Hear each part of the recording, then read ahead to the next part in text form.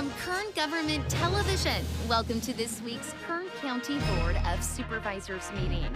Originating from the County Administrative Center, located at 1115 Truxtun Avenue in Bakersfield, California. Grounded in ideas, energy, and innovation, Kern County's vision is to be a driving force for the world's fifth largest economy. And our mission is to exceed expectations of the communities we serve, changing the way they feel about government, those who manage it, and the services it provides. Today's Kern County Board of Supervisors meeting will convene momentarily.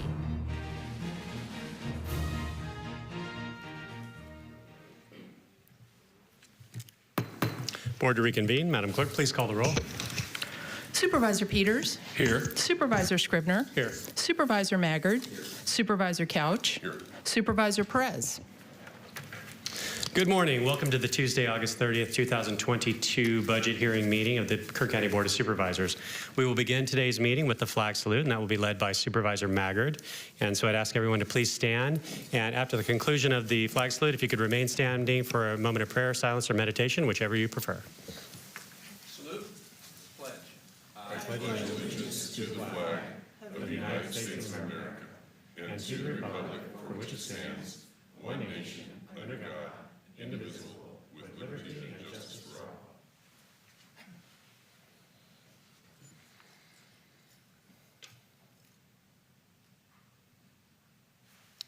Thank you. Please be seated. All right, next we're going to call on Nick Cullen, our Director of Animal Services, to introduce our Pet of the Week. Come on out, Nick. Good morning. Good morning to you. Who do we have with us, Nick? I have with me Carter. Carter A is probably slightly too big for me to be holding, but he's about an 8-month-old Shepherd mix puppy. He's not going to get much bigger than this, so he's not a classic Shepherd. But he's super scared this morning. He's just one of those dogs that comes into the shelter and is just fearful, but sweet, very loving, very kind. He once he sits on your lap, he'll warm up to you like he did to Chief County Council over there. But he needs a home. He's available for adoption right now, and he's going to make somebody a cool family pet. All right. Thanks so much for sharing. Mm-hmm. Good luck to you.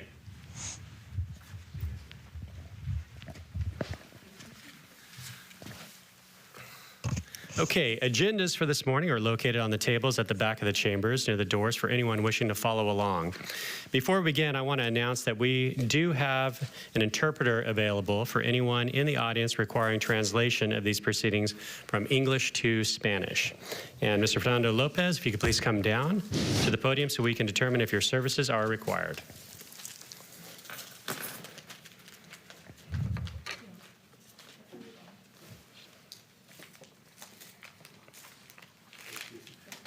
Si hay una persona presente que no habla inglés, solamente español, atrás de la mesa hay unos audífonos para que puedan participar en reuniones esta mañana. Gracias. Thank you, Mr. Lopez. Our budget hearing procedure is slightly different because we will begin by hearing items 1, 2, and 3 before considering the consent agendas. However, I would like to read the consent agenda disclosure statement before we begin. All items listed with a CA or C above the item are considered to be routine and non-controversial by county staff because they are funded 100% federal, state, and/or other sources, or the department head has indicated that they concur with the county administrative office recommended budget as printed and have no comment. The CA represents the consent agenda for the Board of Supervisors. These consent items will be considered last and may be approved by one motion. If a member of the audience wishes to comment or ask questions regarding an item or items on the consent agenda, they may do so prior to a vote being taken on the consent agenda. A member of the board may remove any item from the consent agenda, and it will be considered in listed sequence with an opportunity for any member of the public to address the board concerning the item before action is taken. The C represents the consent agenda for the Kern Sanitation Authority, Ford City Taft Heights Sanitation District, and In-Home Supportive Services Public Authority. And so we're going to begin by considering items 1 and 2.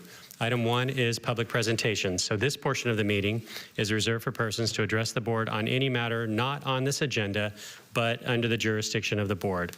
Board members may respond briefly to statements made or questions posed.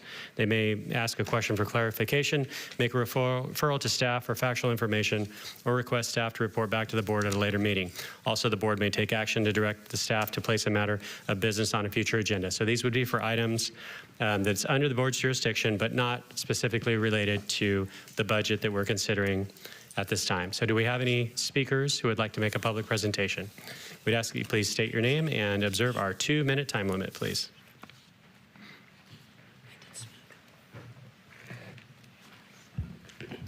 Good morning, supervisors and everyone. It's good to see you all. You seem like you have your business face on this morning. Well, it's a good thing you have a lot of business to take care of that I won't be a part of, thank God. Yeah, I just want to quickly mention, you haven't started my time. No, can you state your name and then I'll start the time? Okay, my name is O.C. Crawford. I'm with the True Love Tribe. And, oh, wonderful, wonderful. Yeah, I'm here to, you know, when I moved back to Bakersfield after many years, I wanted to make Kern County, Bakersfield and Kern County the best in the nation. I'm still there, and the more I live and see what's going on, the more I feel that this can actually happen because of people like you all and because of people like the True Love Tribe who are trying to promote unity and friendship and respect everywhere. We're having our 5th annual awards banquet next month, and you have invitations. And I'm hoping that at least 3 of you, not mentioning any names, that are kind of local, can attend. This is the way we make Kern County the best that it can be.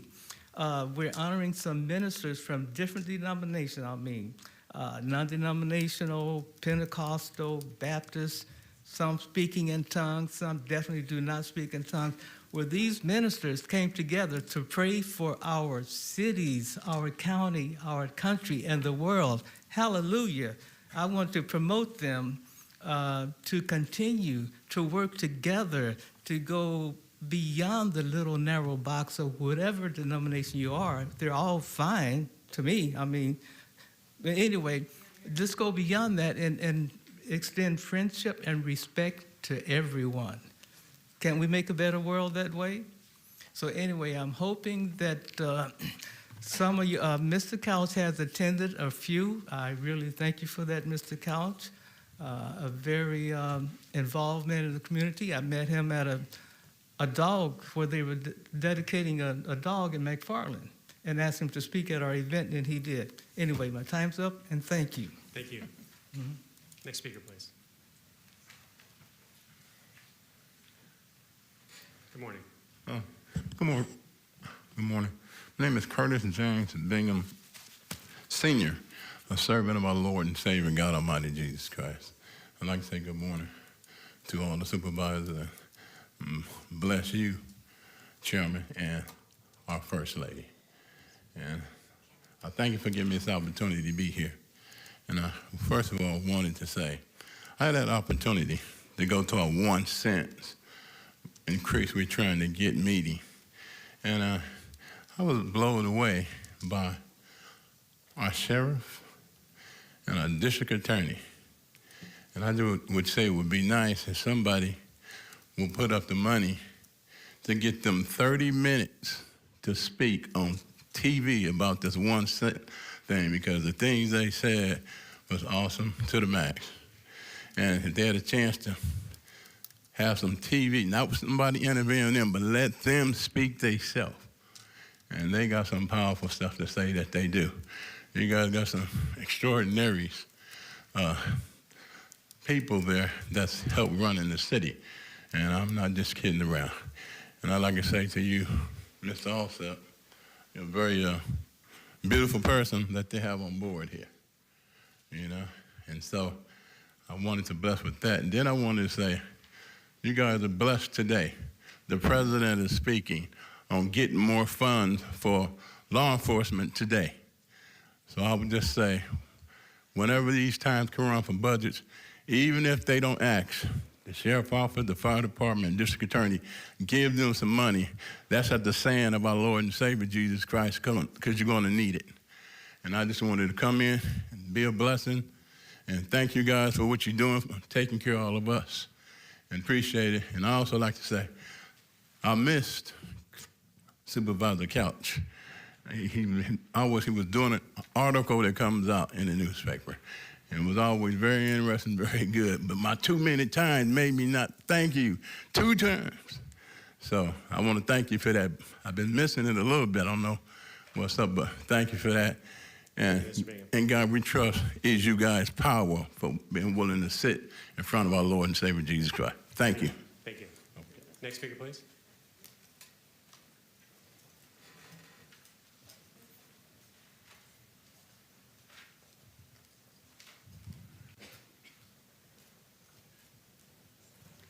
Good morning. My name is Kathleen Thomas. I propose that Kern County becomes a sanctuary county. A sanctuary for babies, a sanctuary for pro-family and family values, a county where parental rights are respected, a place where indoctrination and sexualization of our children is forbidden, a place where prayer is back into schools, a county that has medical freedom, where you choose what you put in your body. A county where doctors can practice medicine and prescribe whatever their patients' needs. A county that's mandate-free, no government overreach. It's a constitutional county. A county where we have election integrity, paper ballots only. Let it be a truth sanctuary where any politicians or media that start spewing lies for their agenda are held accountable. And since we're talking about money today, a county that doesn't accept agenda money. Thank you. Thank you. Do we have any other speakers this morning?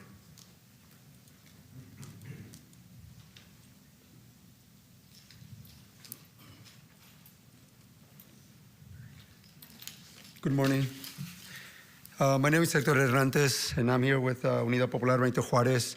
I'm here to talk about the affordable housing programs. I know that the RUP program ends on August 31st, which is tomorrow, and our organization, within the last months, we've been helping the communities with close to $200,000 in housing assistance. And we've been doing like the paperwork and getting the communities to come forward and get these services. And we're asking the county to see if you guys can extend this kind of program in the communities because we really need it. Unidad Popular we didn't got any fundings to do this work. We did it out of our heart. We did it for almost a year. And all the communities that we reach out, it was literally all the Kern County.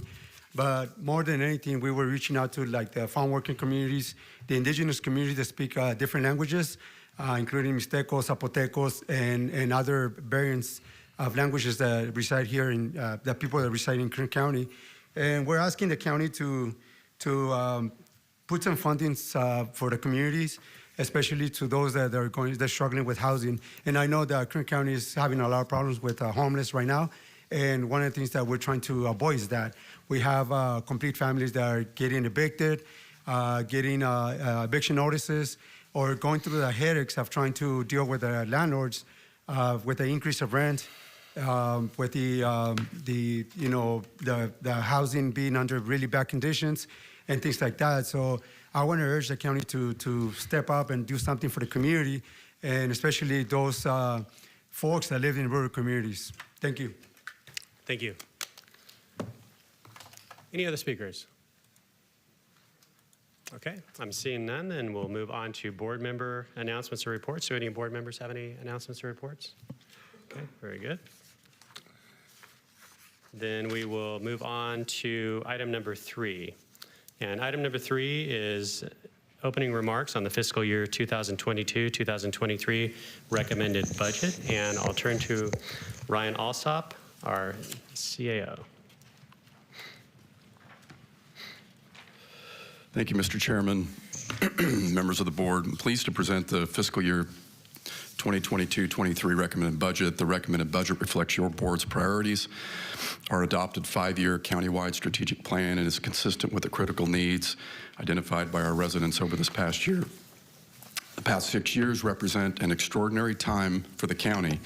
Through a 4-year mitigation plan, we were able to resolve deficits in the general fund and fire fund of $44.5 million and $17.8 million, respectively.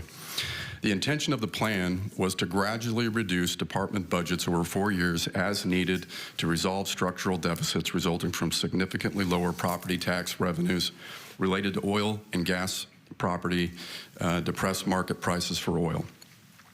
While oil prices have recovered, the state policies limiting oil and gas development and plan to end oil and gas extraction in our state altogether by 2045 have significantly reduced county property tax revenues. One-time fund balance and reserves were used to phase in the reductions and minimize, to the extent possible, service level impacts. However, balancing the budget required our community to cope with a leaner level of service before a 1 in 100-year global pandemic, which had a profound effect on our county and residents.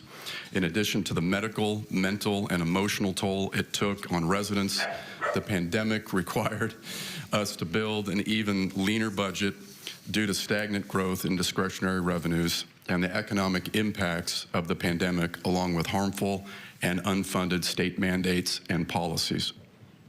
Despite these fiscal challenges, and while we live within our means, we have prioritized funding for our mandated and essential services. Your board placed an absolute priority on the most critical and urgent needs of our community, including public safety, emergency preparedness and response, mitigating homelessness, public health, including mental health, and investments in parks that today are mainly supported by one-time financial support from the federal government.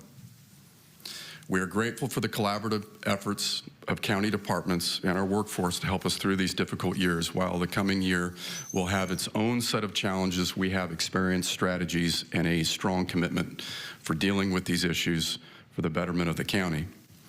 With that in mind, this year's $3.6 billion budget is built on a leaner baseline established over the last 6 years. Careful spending will remain a pivotal strategy of county operations due to stagnant growth in discretionary revenues and increases in year-over-year of the cost of supporting vital services. Despite an increase of 13% from fiscal year 2021-22 in the county's current assessed value role, primarily the result of improved oil and gas property assessments due to the spike in oil prices, the county's assessed valuation has increased just 16% since 2014. This continues to be significantly below the 27.6% change in the Consumer Price Index over the same period and places our county as the lowest growth in assessed valuation of all 58 counties in California.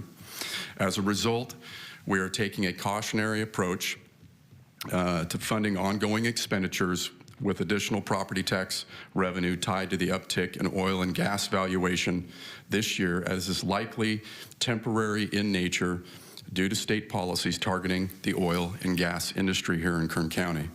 The modest growth in discretionary revenue coupled with federal and state financial assistance will allow us to continue making investments this coming year on public safety, homelessness, public health, behavioral health, investing in parks, maintaining library services, and increasing funding for spay and neuter programs, among other things.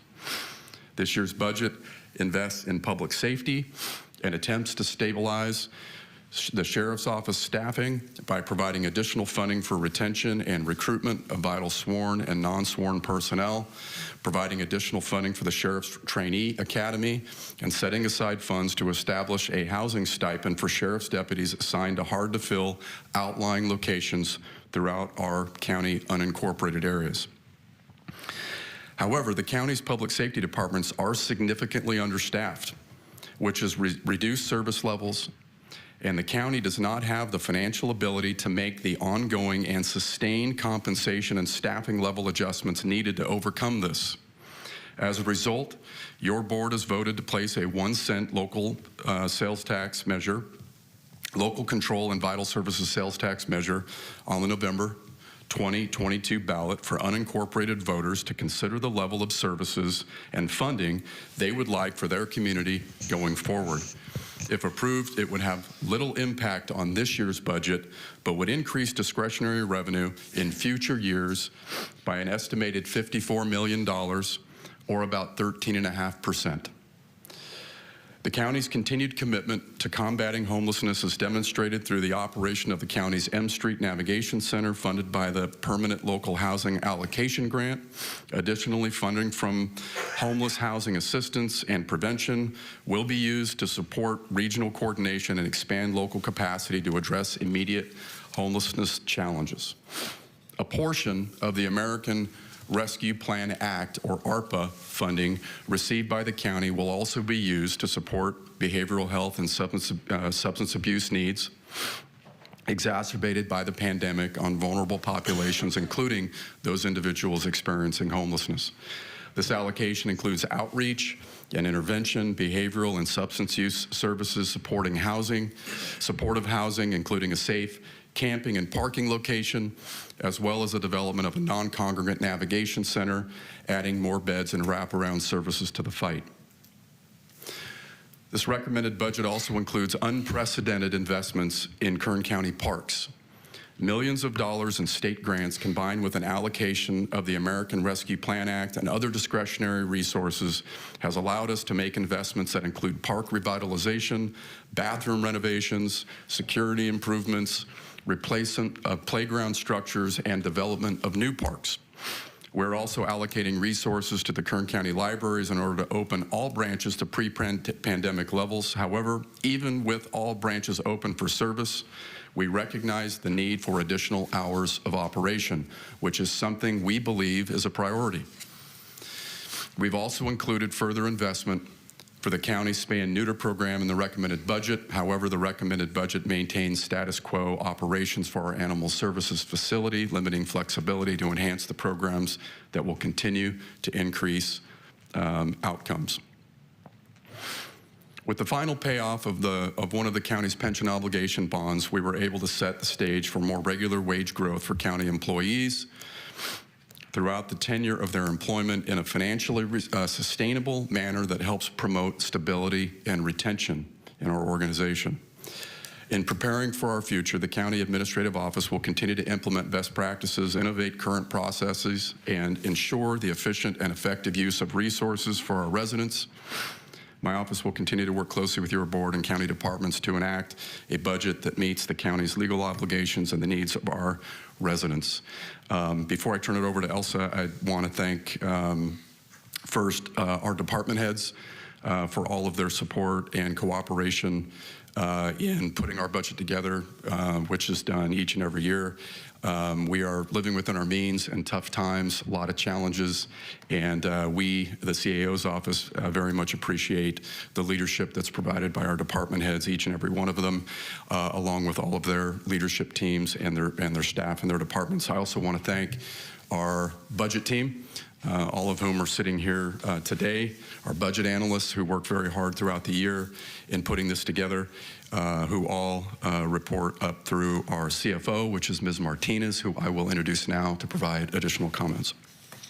Thank you, Mr. Alsop.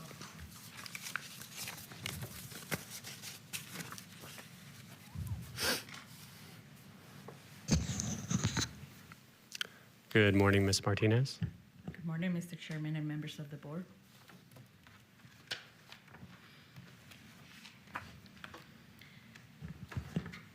Today we are presenting to you the recommended budget for the county. This is the fourth meeting to discuss the county budget and the budget of the special districts under your board's authority. The final recommended budget is $3.6 billion, and it includes a significant amount of programs and funds that I would like to go over with you this morning. This budget provides funding for mandated services and essential services. It meets the debt service obligations and maintains a minimum level of capital infrastructure and other needs. I want to go over with you this morning about the services that the county provides that are included in our budget. I think there's a lot of discussion what services the county provides, and when we prepare the budget, we talk about departments, we talk about the general fund, but I want to clarify for you and the public, what is it that we do? Under the general government category, we provide a multitude of services from elections to parks to capital needs. We also provide banking, finance, and audit services to special districts and schools. And while the cities provide some services, the county provides services to all the residents, and the list of services provided to all our residents are listed in green or bolded for Supervisor Mager. As we previously discussed, the county is also the only provider of services to almost 1/3 of our county population living on the unincorporated areas of the county. Under public protection, this category accounts for 28.3% of the county budget. It includes most mandated services such as fire, law enforcement, child support, animal services, cut compliance, planning, and many more. The fire department's budget this year is $180.9 million. It includes funding for all firefighter positions. However, the departments continue having not sufficient ongoing funding for capital and infrastructure needs. This budget includes additional funding, as Mr. Alpsap indicated, for the Sheriff Department to assist them with recruitment and retention. $4.6 million of the one-time resources are being allocated to fund the Sheriff's Training Academy to provide for recruitment and retention incentives, including establishing a housing stipend for sheriff deputies assigned to hard-to-fill outlying areas in the county. Both child support and probation will receive additional allocations from the state to increase level of service and to manage the additional responsibility shifted from the state to counties for housing juvenile wards under Senate Bill 823. Finally, additional funding was provided to compliance to fund 2 additional enforcement officers to work on the rural areas of the county. What we call public ways and facility, it's our roads, our transit, and our airport. In addition to maintaining a significant number of the 6,400 miles of public roads in the county operates a transportation service between many of the county cities and unincorporated areas, as well as the only commercial airport in the county.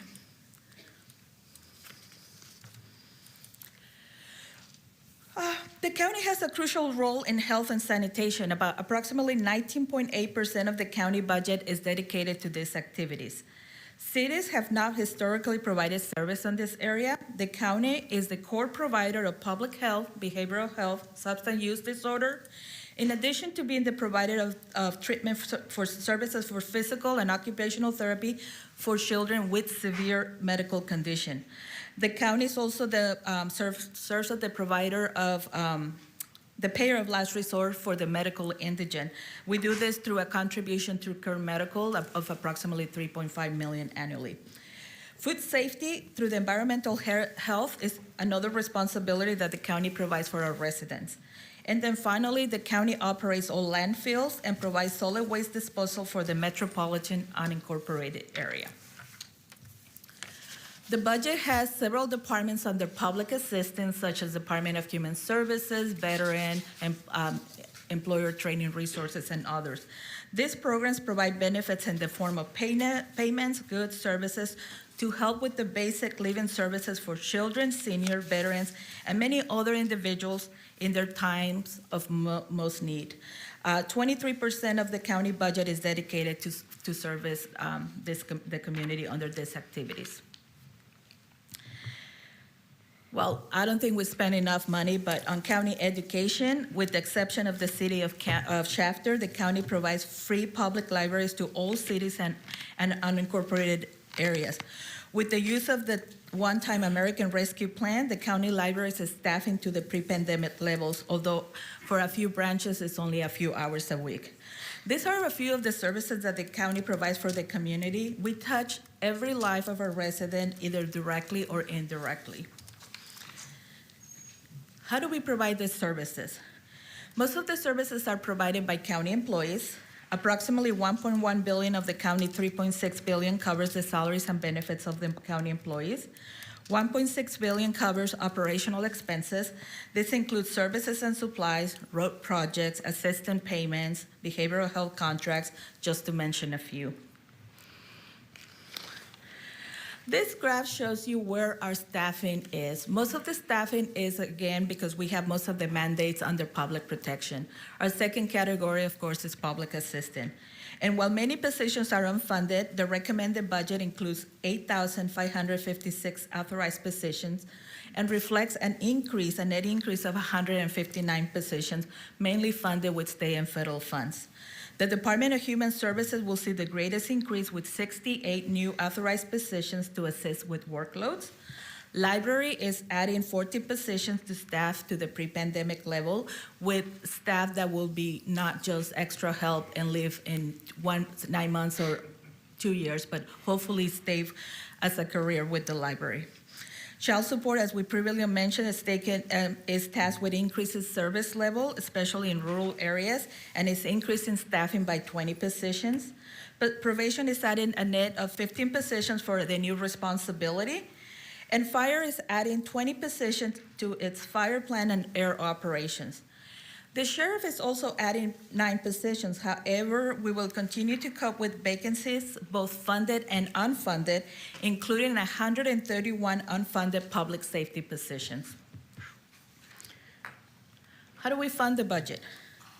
The greatest source is federal and other governmental aid. Once we combine it with realignment and transfers out, over 50% of our budget is funded with outside sources. We have discussed the discretionary revenue in previous meetings and the challenges that we face because of the stagnant property tax growth. This year, the discretionary resources total $409 million. Of this amount, $317 is comprised of property tax-related revenue.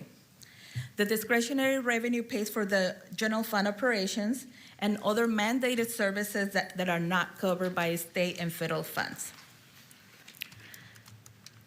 I want to make sure that your board and the public knows that despite being called discretionary revenue, it has its limitations. The discretionary revenue that we collect is used to provide mandated contributions to be able to receive state and federal funds, pay debt service, and other already contractual obligations, or we are mainly required to use for a specific service. We get what we call discretionary revenue, but we're mandated to provide it for social services. Only approximately 37% of the total general fund budget of $1 billion allows some discretion by your board, and even that you have to consider the levels of mandates. How do we allocate the discretionary revenue? The discretionary is allocated to departments that provide the large number of services through a budgeting practice called net county costs. Your board sets the guideline at the beginning of our budget process. I come in front of you, let you know what our estimate discretionary revenue is going to be for the following year. And we do allocations to department based on previous year and the mandates that are coming their way. And while these resources are never sufficient, the allocation reflects the need to cover mandates and enhance to some level services. This coming year, through the careful allocation of discretionary revenue and the American Rescue Plan, we are making significant investments in our community, from improvements to parks to spay and neuter programs.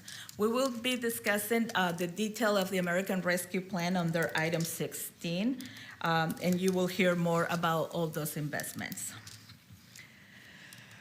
We are pleased to note that all departments are in concurrence with their budget as presented. The recommended budget again seeks to balance the allocation of limited resources between ongoing needs, quality of life programs, and maintaining and supporting the infrastructure that provides the services.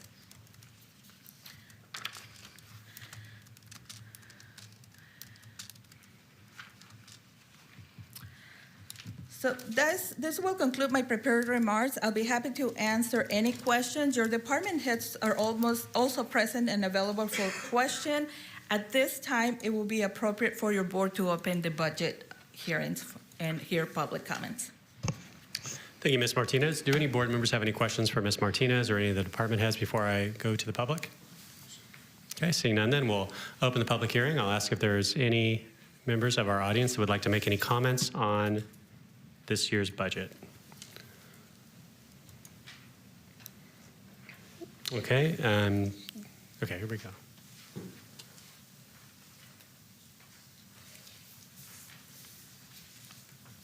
Good morning. Good morning. Hi, I'm Sandra Plasencia, Leadership Council. So we've been working with the community of Hilltop.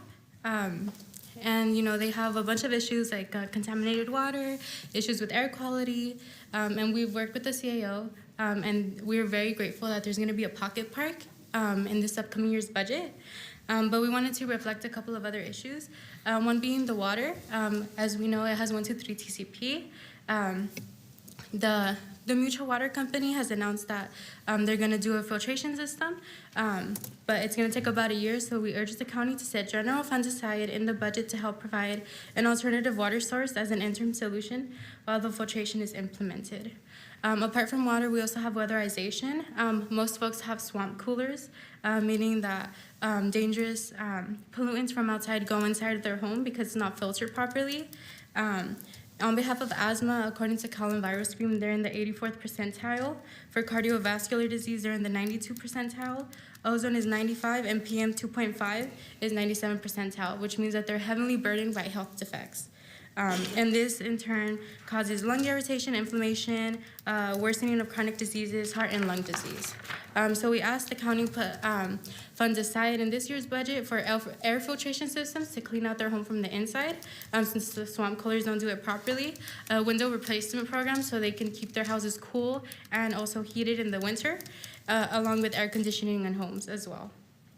And then with infrastructure, we know that y'all don't have jurisdiction over Highway 184, but we do ask that if you can please work with Caltrans in order to put traffic signs, sidewalks, and crosswalks to have the community be safer. And then in conclusion, for the county as a whole, we would like to see, as Hector mentioned before, the RUP program is ending tomorrow. This has helped thousands of folks here in Kern County and in Bakersfield, so we ask that you please look to find more funds to keep this program going, as well as maybe establish a long-term rental assistance program, since folks don't only fall behind during pandemic times, but they can fall back on their rent at any time. And this would help with the homelessness issue that we're facing here in Kern County as well. And then we would also like to see a right to counsel. The orgs that we have here are at capacity. So we don't have, tenants don't have representation. The gap is between 80%, 3% tenants representation in court, 81% for landlords. So we would like to keep Kern residents housed. Thank you. Thank you. Mr. Chairman. Supervisor Couch. Thank you. Ms. Placencia, do you have a second? I have no idea what your schedule is like today. Are you able to meet with me and my staff at the conclusion of this meeting? It might not be till this afternoon, or it might be in an hour or two. I don't know when we'll finish up here. Can you run up? Would you mind going up to the 5th floor and seeing my staff they're in room 504? Okay. Thank you very much. Any other speakers, please? Ms. Martinez, did you have a comment? I do, Mr. Chairman. I just want to clarify, the county has provided within the county and the city approximately $99 million of rental and utility assistance. Those have been managed by the Housing Authority, and the reason the program is ending is because, honestly, we ran out of money. We have such a significant demand, and know that demand is there, and the Housing Authority has enough applications to distribute the remaining funds. So the deadline is to ensure that people understand that at this point, there is not additional funding. The county alone has spent over $60 million of federal funds in our community, and then once combined with the city of Bakersfield, is approximately $99 million. Thank you. Any other speakers, please?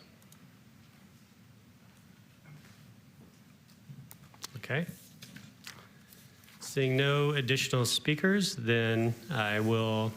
Mr. Chairman, could I ask just one question? Could you give us, not right now, but could you give us a breakdown of how much of that was rental and how much was utility assistance? Thank you. Thank you, Supervisor. So at this time, I'll request a motion to adjourn as the Board of Supervisors and reconvene as the Kern Sanitation Authority. So moved. Second. Okay, you have a motion and a second. Please cast your votes.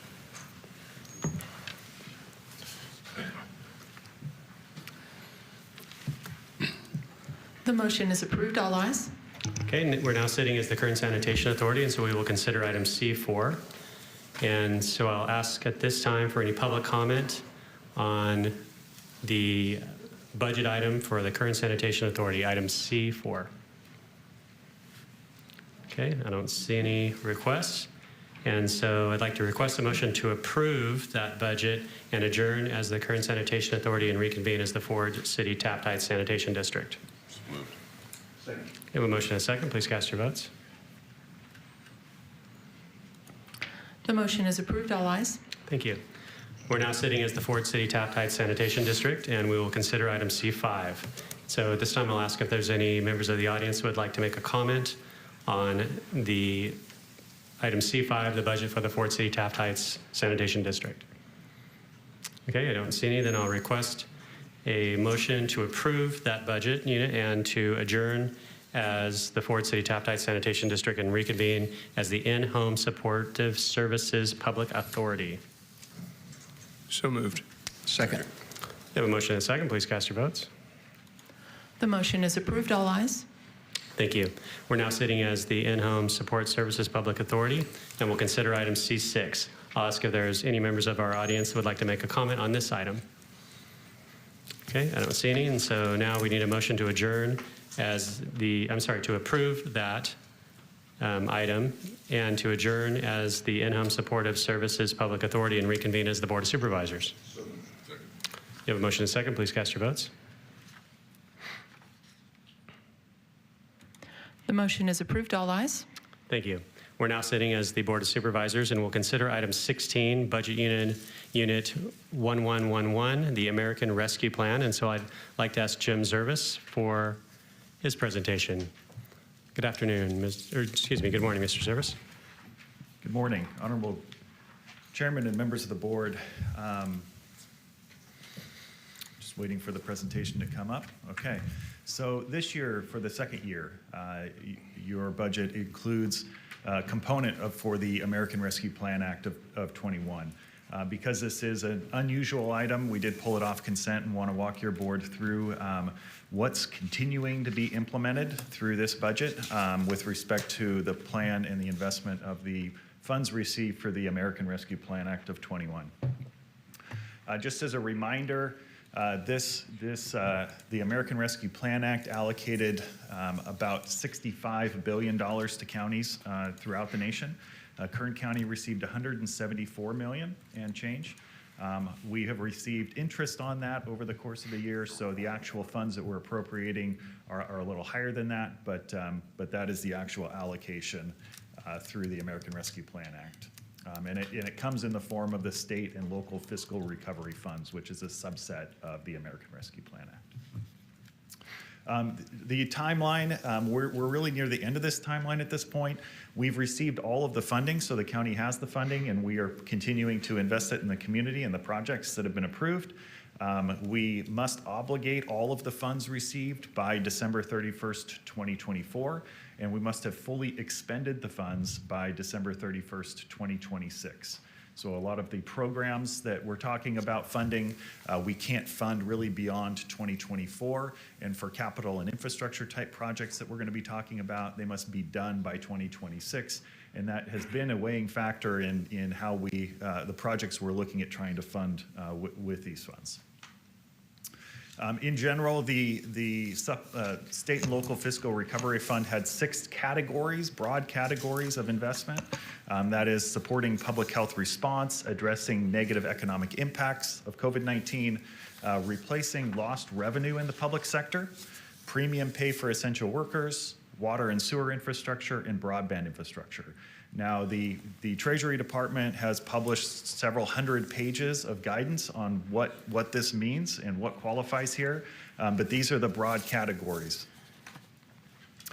This isn't the first time we've talked about this. In June of last year, we brought forth an initial plan for how we saw these funds being invested. We came back before your board in January with amendments to that plan as we continue to learn more as we went through and evaluated projects. And now here we're again before you with modifications to this plan, and we're going to discuss those in detail today as they're being implemented through the budget that you're considering this morning. So the proposed changes to the ARPA plan, one of the large categories, really the largest category, a broad category that the county qualifies for is lost revenue. So we are now going to talk about the specific allocations of how the county is going to invest that lost revenue. What's it going to be used for? So we're going to be covering that this morning. It includes item number 2, which is a new amendment in this plan. It's a proposed $30 million allocation of funds for pedestrian safety and infrastructure improvements in unincorporated disadvantaged communities. And we'll talk more about what we have in mind with that funding. Item number 3, we are recommending a $10 million allocation for first responder equipment. You heard this morning that although the fire department's budget is fully staffed for personnel, it's not fully funded for their equipment needs. So we're looking to supplement that with a one-time $10 million allocation for equipment. Item number 4, we are recommending the reduction of the public Wi-Fi project in county facilities from $10 million to $2 million. It's based on 2 things: a change in strategy as we look at individual parks and facilities, public facilities. We still see a high need and a high value in delivering free public Wi-Fi. But we want to take that on a case-by-case basis as we go in and do a park project, as we go in and do a facility project, to make that a component of each project so that it's more tailored to that specific need. Additionally, last week you heard about a proposed investment that's coming before your board with Sci-Fi Networks that's going to be implementing a fiber optic network. That also is going to change the dynamics in how these projects are built out. So we're recommending to reduce that funding from $10 million to $2 million. Item number 5, recommending an additional $7 million in park projects. So this is parks and outdoor spaces. It brings that total up to $20.5 million. So it's a substantial investment over the next year and a half in park projects and park investments here in unincorporated Kern County. And then finally, we just have some reclassifications in order to comply with the final rule and guidance by the Treasury Department. In total, if we look at the total pie, our lost revenue component accounts for about 57% of the total. 16% is mitigation for public health and emergency impacts, 13% for premium pay, sewer infrastructure at 8%, and water infrastructure at 6%. We're going to look at each one of these categories and the projects in a little more detail. Lost revenue, the total in the lost revenue category is just over $101 million. And we can see the different categories that are being proposed here. So we have, again, the $30 million proposed investment in disadvantaged community infrastructure. Government services at $29.1 million. That is to support our county departments with the revenue that they lost through the pandemic period. Then we have parks investments totaling $20.4 million, a $10 million investment in the first responders infrastructure, or equipment rather, and then systems replacements at $6.5 million. That is replacing the county-wide ERP system, which is an ongoing project, as well as upgrading and replacing aging systems for the district attorney, the public defender, and the probation department. We're investing in litter and graffiti abatement, about $4.4 million. This is over a 2-year period. This would fund increased mitigation for litter and graffiti abatement in all of unincorporated Kern County, again, for a 2-year period. And then we had some economic development investments of about $700,000, and some library equipment purchases, technology technology investments for $225,000. That's already been done. Some of these have already been done or are in play, but all of the main changes we're talking about really do take place within this lost revenue category. So the disadvantaged community infrastructure component, this is that $30 million recommended allotment. Individual projects will be brought separately before your board for approval. We are working with Public Works to evaluate those now. We are looking at qualified census tracts primarily, but also at CDBG defined disadvantaged communities. So we're first looking for qualified census tracts because the Treasury Department has given us broader authority to use these funds within QCTs. We have to make some additional findings if we're working outside of those areas, but we know that there's some areas in our community, unincorporated, that are disadvantaged, not a QCT, and we still want to try to make some improvements there. So the types of communities that we're looking at, and this is not an exhaustive list, just to give you an idea, Lamont and Fuller Acres, Hilltops in that same area, San Jose Avenue, which if you recall, there was a gentleman that came and spoke about some infrastructure needs out there. It's west of Delano. Ford City, Rosamond, Lake Isabella, Bodfish, that area, Inyo Kern, Oildale, Rexland Acres, East Bakersfield, and Mexican Colony, South Shafter. Again, not an exhaustive list, just to give you an idea of the types of communities that we're targeting for projects. Excuse me, Mr. Zervis. Supervisor Perez has a question. Thank you, Chairman. So this particular item or this particular subject has a $30 million future price tag or budget, if you will, that we will then go out and bid based on the projects that you've listed here before. So we've identified those as a priority. Yes, so we're working, these are kind of the parameters we're working under. We're working with Public Works on having them bring forth specific items, specific projects, which they're doing right now. Okay. They would then go through the normal public procurement process, so they would be bid out, Okay. come before your board in that normal process. I see. Everything's subject to that process, Correct. I presume. Absolutely. Okay, thank you, Jim. You're welcome.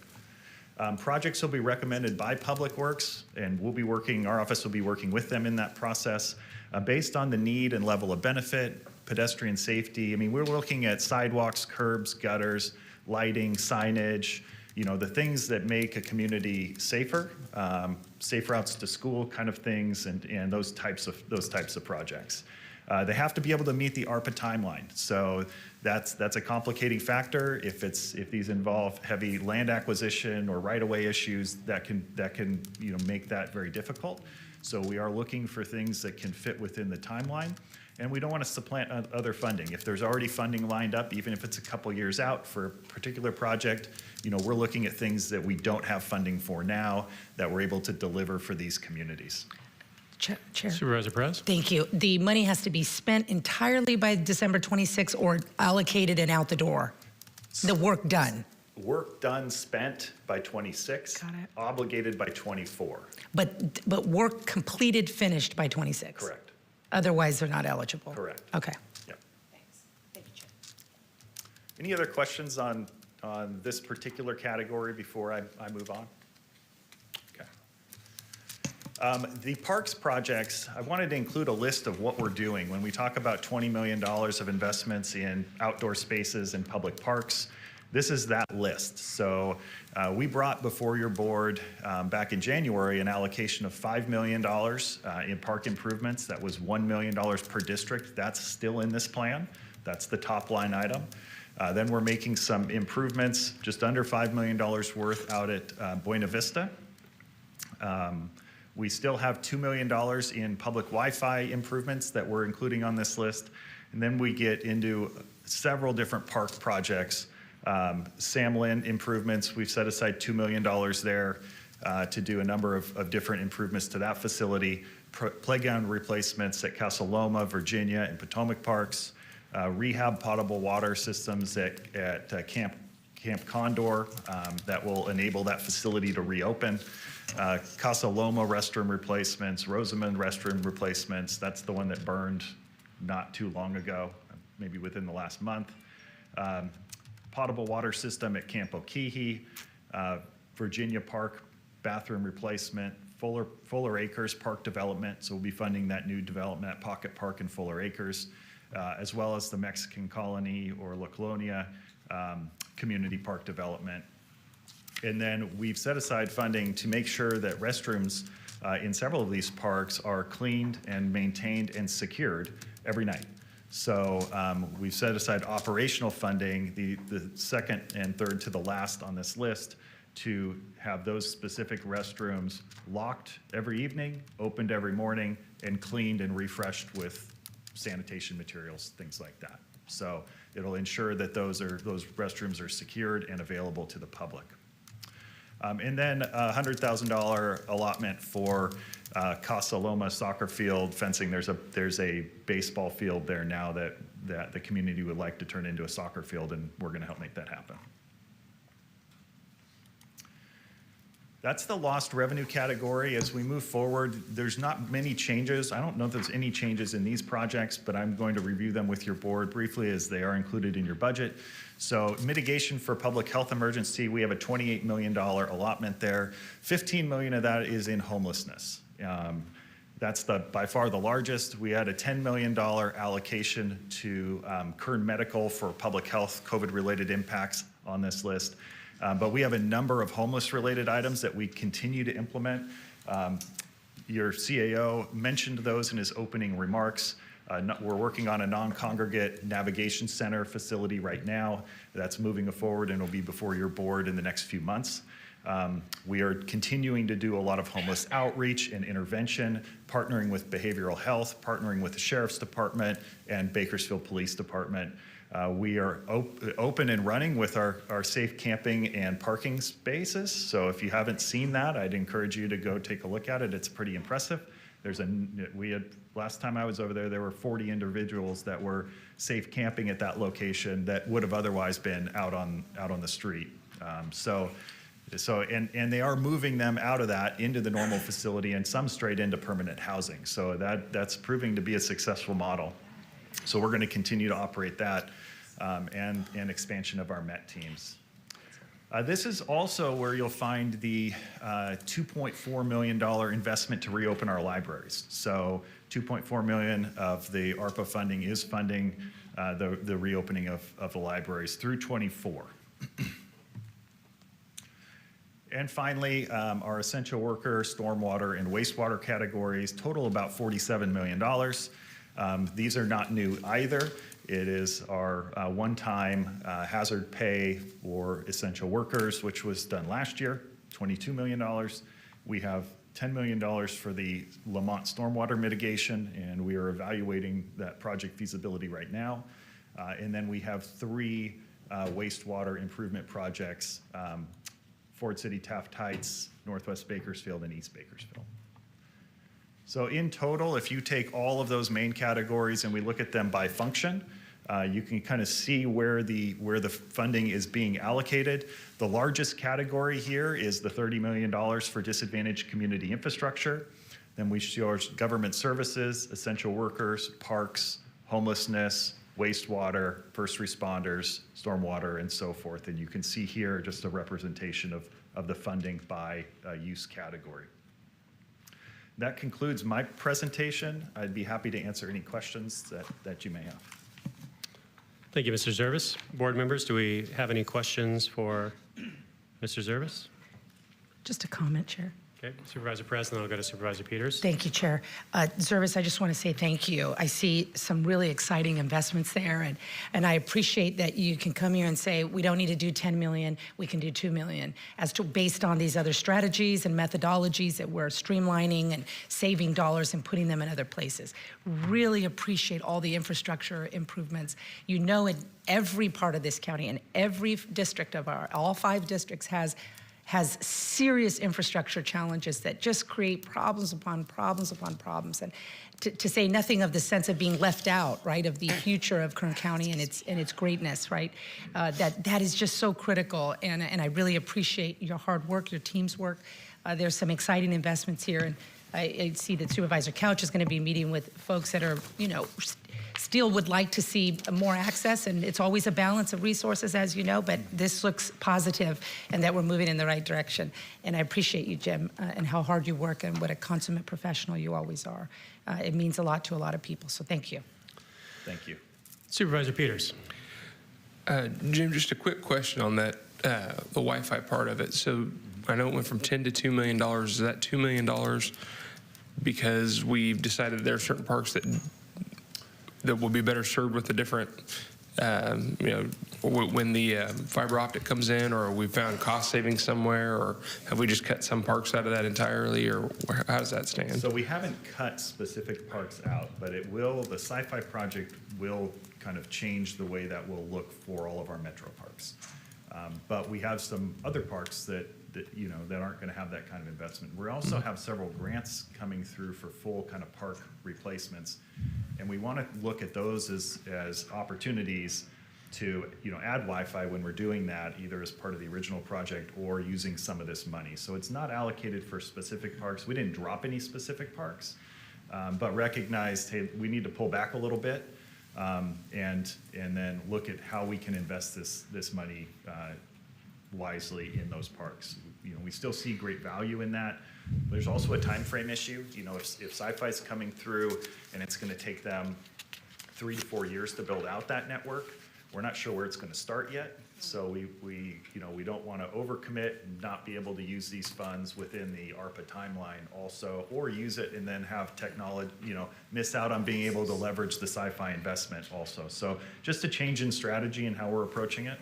Okay, thank you. Thank you. Supervisor Maggard. Thank you, Mr. Chairman. Jim, can you just indulge me for a second? I want to pat you and all of the county staff on the back for what is happening at that alternative housing camping facility. You've mentioned that some people have been moved into the main facility. Some have been moved into permanent housing. Additional wraparound mental health services are available for them. But I want to tell you one story that I think you all will appreciate and the public will appreciate, because it is actually saving lives. There's one lady in particular this summer, a very elderly, very, very frail lady who was living on the streets. And she was resistant to go anywhere because she was holding on for dear life 2 dogs for her son, which she had been separated from. And she wouldn't go anywhere if she couldn't keep those dogs. We were able to move her into the camping area because she could have the dogs with her. She was frail. The heat was oppressive. She was beginning to fail. And we were able to find her son. And I'm talking about the Cap K folks that helped in concert with the county. I have no role in this. I'm just praising other people. So when I say we, it's all of those people, not me. But we were able to connect with her son, get those dogs transferred to her son, and then connect with that woman's daughter who lives back in the South, Alabama or Mississippi or someplace, and help her get transported back to her daughter so they could be reunited. That life was changed. She would not have survived the summer. So these dollars make a very, very real difference, and I'm grateful for the fastidious way you guys have helped us manage them. Thank you, Supervisor. Thank you. Okay, seeing no more requests for the supervisors, I'll now go to the public. I'll ask if there's any additional public comment on item 16, Budget Unit 1111.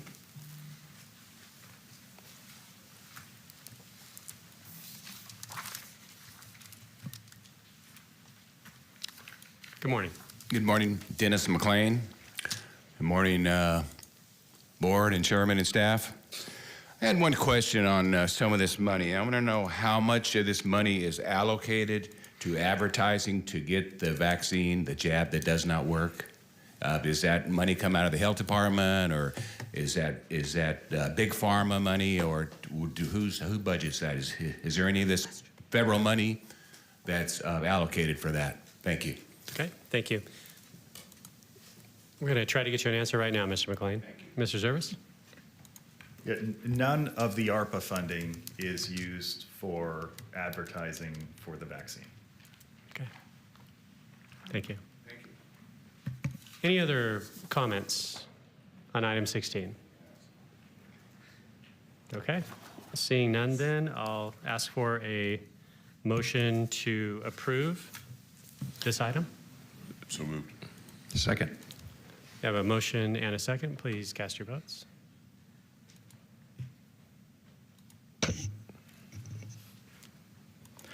The motion is approved. 4 ayes, 1 absent. Supervisor Perez.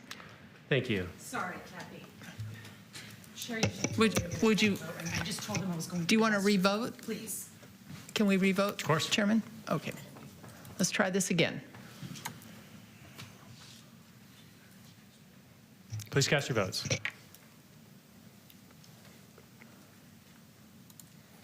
Thank you. The motion is approved. All ayes. Thank you. Now we'll go to the consent agenda. And I'm going to read the consent agenda items at this time. I mentioned before I read the instructions on the consent agenda. Starting on page 2, we have items C through 6 are on consent. On page 3, items 7 through 15 are on consent. And in addition to items 17 through 24 are on consent. On page 4, items 25 through 43 are on consent. On page 5, items 44 through 61 are on consent. On page 6, items 62 through 79 are all on consent. On page 7, items 80 through 98 are all on consent. And finally, on page 8, item 100 is on consent. So I'll ask if there's any members of the audience who would like to make any comments or ask any questions about any of those consent items.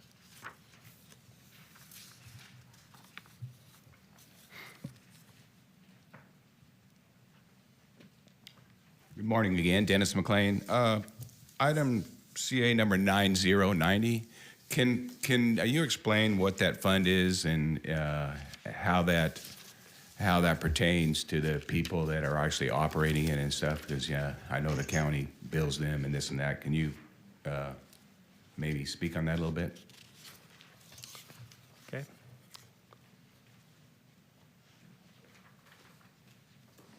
I think Ms. Martinez is going to offer a comment on that.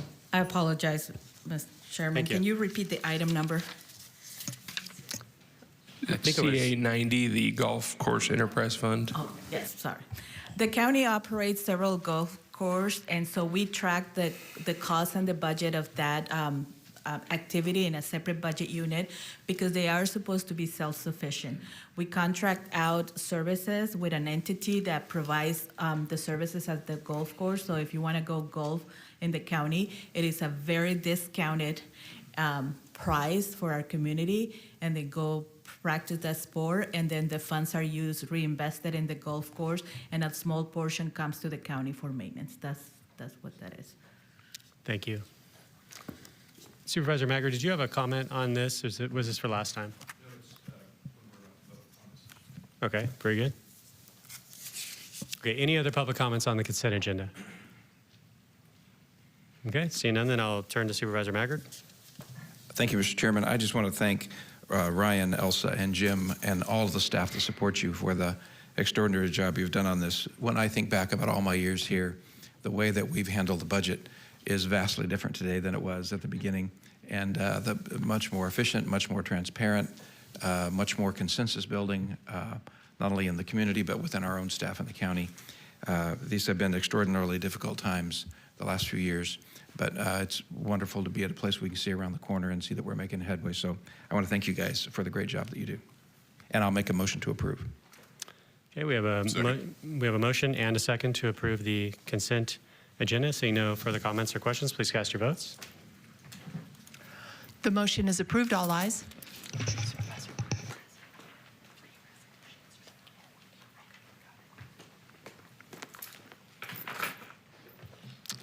Okay, now we're going to go to item number 99. And once again, I'll call on Ms. Martinez for her presentation. Thank you, Mr. Chairman. I'm sorry, excuse me, one moment. You said you want me to close the public hearing on those items? Okay, the public hearing is now closed on the items that we just considered. Okay, please proceed, Ms. Martinez. I want to thank the board for all their support. I was checking, and today is my 13th budget adoption here. And so I want to thank the board and all the department heads for all their support over the years. So to adopt the budget for the County of Kern, your board would need to approve the summary, to close the budget hearing, which you just did, and adopt the resolution approving the fiscal year 22-23 budget for the County of Kern. Adopt the resolution approving the fiscal year 22-23 Employers Training Resource and Community Development Grant Programs. And finally, adopt the resolution amending the salary ordinance as found on Appendix B, Summary of Positions, Additions and Deletion, and refer to the Human Resources Division to amend the departmental position and salary schedule. This recommendation may be approved by your board by one action and one motion to approve staff recommendations. Thank you. Any questions or comments from the board before I go to the public? Okay, seeing none now, I'll ask if there's any members of our audience that have any comments or questions. Yes, sir, please come forward.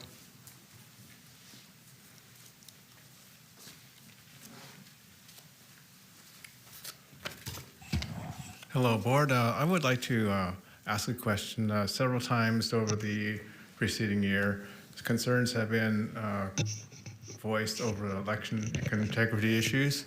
We have an election coming up in November. What part of the budget is addressing staffing, volunteers, and so forth that support election integrity? Thank you. Did you state your name, sir, for the record? Wayne Wong. Thank you, sir. Thank you. Okay. Ms. Martinez or Mr. Alsop, are we able to provide an answer to that at this time, or are we going to need to send correspondence with a detailed answer? Mr. Chairman, members of the board, I can provide a non-detailed answer at this time. Very good. Your board just voted to approve the county's budget, which included, and I can't find the item here, the elections item, but it includes the item for our auditor, item 22, which is the auditor's office, who, as you know, handles elections. So that budget has been approved, and any operational expenditures, staffing expenditures, equipment expenditures, et cetera, are contained within that budget. Thank you. Okay, very good. Any other questions or comments from members of the public? Okay, seeing none then. This will allow for us to move approval on all three of the resolutions concurrently per county council. And so at this time, I'll request a motion to that effect. I'll make a motion on staff's recommendation. Second. We have a motion and a second. Please cast your votes. The motion is approved. All ayes. Thank you. I want to extend our gratitude to our staff for their excellent work on our budget this year, as they do each and every year, and to our department heads who have worked with the CAO's office. And obviously, this isn't a budget that provides everything that we would want, and sometimes maybe not everything that we necessarily need, but we are continuing, I think, to have budgets that do address the critical roles that the county needs to perform. And the process, I think, continues to get more and more collaborative each and every year between the CAO and our department heads. And so I appreciate that very much. And so with no further business to come before the board, I'll request a motion to adjourn to Tuesday, September 13th at 9 a.m. Motion. We are adjourned.